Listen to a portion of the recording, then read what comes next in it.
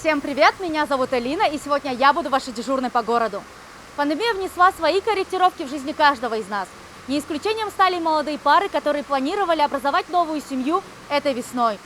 Впервые в истории свадьбы оказались под запретом. Но однако длился он не так долго, чуть более месяца. В конце июня свадьбы снова разрешили, с учетом некоторых поправок. Как же происходит празднование образования новой семьи в период пандемии? И не сказывается ли это на настроении присутствующих? Давайте сходим на свадьбу и сами все узнаем.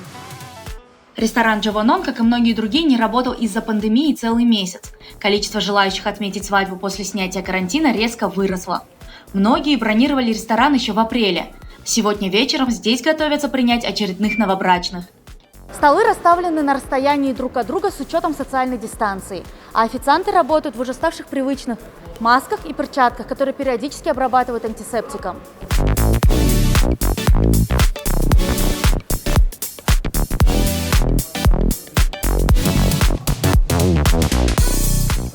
Сейчас мы узнаем, как изменилась работа официантов после пандемии. Мать, расскажи, пожалуйста, какими сложностями в вашей работе ты сталкиваешься?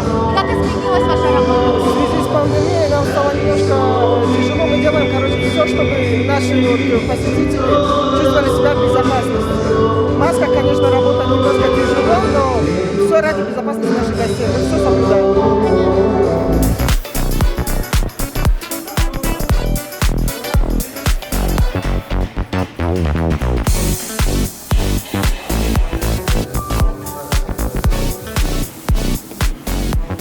На входе у гостей проверяют температуру. Непривычные действия уже стали неотъемлемой частью жизни и совсем не сказываются на настроении гостей.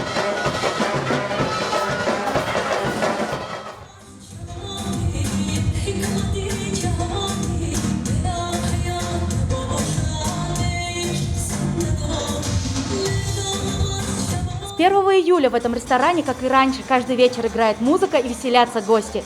Конечно, не более 100 человек. Это тоже обязательное условие для таких торжеств.